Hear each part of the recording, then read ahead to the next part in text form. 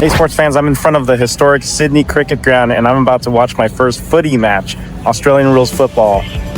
Sydney Swans versus Western Bulldogs. I've been dreaming of seeing something like this since I was a kid, and I used to see Australian rules football on my basic cable package. And years later, I'm getting my chance to do it, so I'm super excited. So let's go. If you're new to this channel, my name is Ed, and I chronicle all my sports travels on my website, Itinerant Fan. It has guides to all the stadiums in the major American sports leagues, plus some college stadiums and even major venues around the world. Check it out sometime if you're into traveling for sports.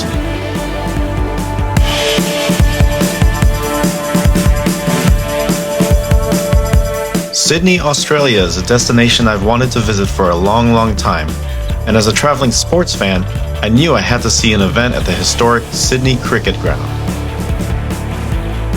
As the name suggests, its primary use is for cricket, but Australian rules football is another big draw thanks to the Sydney Swans.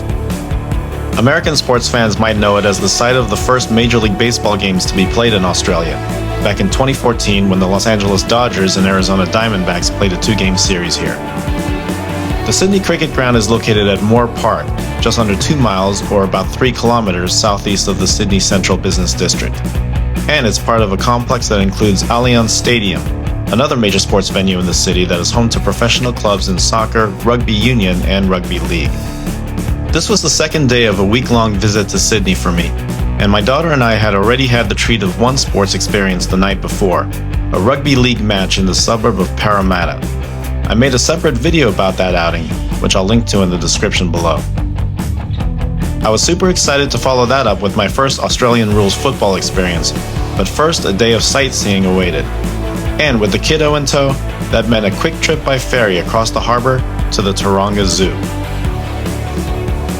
Getting to see a lot of animals that are native to this part of the world was a treat, but so was the spectacular view of central Sydney that wasn't diminished one bit by the fact that it was a pretty cloudy day. Finally, when night fell, it was time to head to the footy match. Getting there wasn't easy even for a newbie like myself thanks to Sydney's tram network. I was staying in the CBD, so I just hopped on a tram heading south, away from Circular Quay. Either the L2 or L3 lines will get you to the Moore Park station, after which a short walk gets you to the front of the Sydney Cricket Ground.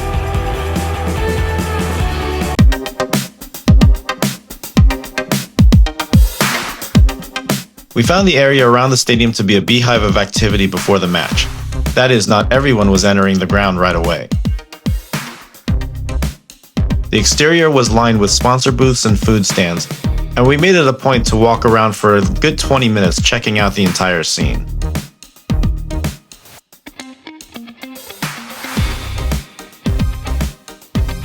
I also wanted to make sure to stop by one of the merchandise booths along this path so I could purchase a souvenir of our visit, a Sydney Swans scarf.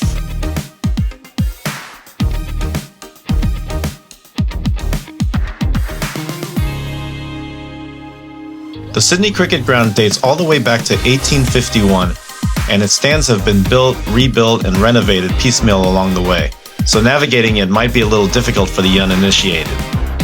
For me, I knew our tickets called for us to enter Gate E and sit in the Bruangle stand, which was easy enough. But moving between levels proved to be the challenge, as it took me several minutes and asking numerous people before finding a staircase that could take us up to the proper level. Finally, we made it to our seats, and I have to tell you that my first impression of seeing an Aussie football field for the first time was, wow, that field is huge.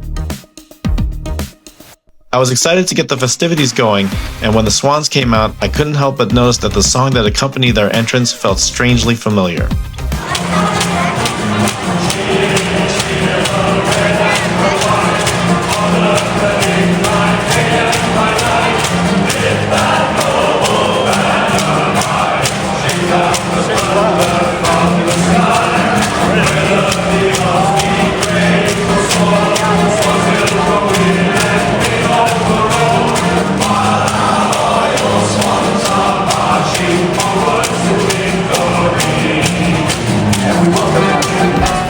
Did you catch it? That's right, it sounds just like the Notre Dame fight song. I learned later that the club did indeed obtain the rights to adapt this song for their own use in the 1960s. By the way, the date on the Swans crest might say 1874, but did you know that they only became the Sydney Swans in the 1980s? They originally formed as the South Melbourne Football Club and existed as that for more than 100 years, before financial troubles necessitated a permanent move to Sydney. I learned during this trip that the entire league that would eventually come to be known as the AFL existed solely in Victoria, the state where Melbourne is located, until the South Melbourne Swans became the first club to move to a different state, in this case, New South Wales. Melbourne, though, remains the heart of the AFL as it is known today. I got a chance to explore this later in my visit to Australia, so watch out for the video on that, coming soon.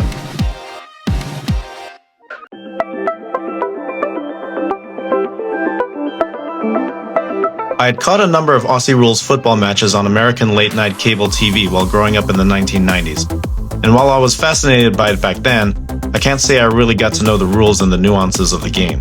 So I was excited to try to see how much of it I could pick up on this night. Before the match even started, I couldn't help but notice that it was getting chippy, with players pushing and shoving each other numerous times, and then just walking away like it was nothing. Is that normal? I'm not sure, let me know in the comments. Anyway, it was game on, and I think the thing that I discovered right away that I didn't maybe realize before is how much the sport revolves around the ball being in the air, and players contesting for possession of it once it came back down. If a player catches the ball kicked by his teammate, it's called a mark, and that gives the player the chance at a free kick. At least for a novice like me, one of the most enjoyable parts of watching the game is the skill the players show in marking the ball. If they're close enough to the uprights, it gives them a chance at a free shot on goal. Scoring a goal is achieved by kicking the ball through the two taller uprights at your opponent's end of the field, and that's worth 6 points. It also results in what for me has always been the most memorable part of Aussie rules football going back to when I watched it on late night TV, the official signaling a goal. Meanwhile, if they miss passing the ball through the two center uprights but get it between the upright on the side and one of the center uprights, it's called a behind, worth 1 point. Goals and behinds are added up for each team's total points, and that's why an Aussie football scoreboard looks like this. The Swans had a robust cheering section on one side of the stadium, and the Bulldogs, based in Melbourne, had their own supporters on the other side. But around the rest of the stadium, fans of both teams were seated next to and around each other, with no side really taking issue with the presence of the other. My daughter, though, was firmly on the side of the Swans.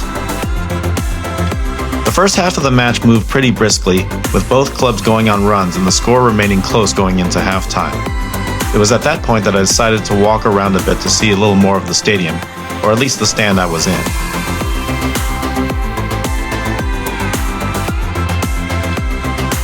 Underneath the stand I found a small concession area, and I bought a cup of chips, otherwise known as fries to a Yank like myself, for me and my daughter to share. Unfortunately for the Swans fans, the second half didn't go nearly as well for them, and Western slowly built up a sizable lead and came away with the victory.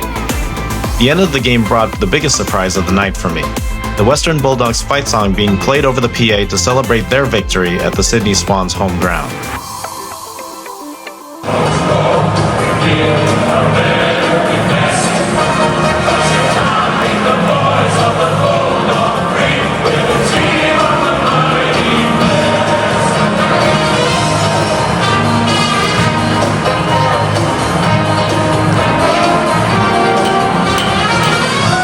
I love the sportsmanship, but as an American sports fan, it came as quite the culture shock. I mean, can you imagine Fly Eagles Fly being blasted over the PA at the Cowboys AT&T Stadium? But this is a normal routine at AFL games. It was a fascinating thing to see. Super exciting game. Didn't work out for Sydney, but I didn't realize how high the score could go. You know, it went up to Western broke 100. I knew the scores would get into the 60s and 70s usually, but I'm not sure I realized that the scores could get that high. But after seeing a game in action, I can understand how it happens. So otherwise, it was super exciting to be here in such a historic place. So all in all, a great night. It was an absolute highlight of my visit to Australia to see their version of football live at a historic venue like the Sydney Cricket Ground. It whetted my appetite for more Aussie rules football, and as I alluded to earlier in the video, more would be coming later in the trip, and I was thrilled to have that to look forward to. Are you a big fan of the AFL? Or are you planning a trip to Australia soon and hoping to see some Aussie rules football? If so, I'd love to know. Leave a like or a comment below and be sure to subscribe to our YouTube channel because we'll be making a lot more stadium and travel videos like this one. And if you're looking for more info on other major cities or sports venues, and of course watching sports around the world, head to itinerantfan.com. Thanks for watching, and happy travels!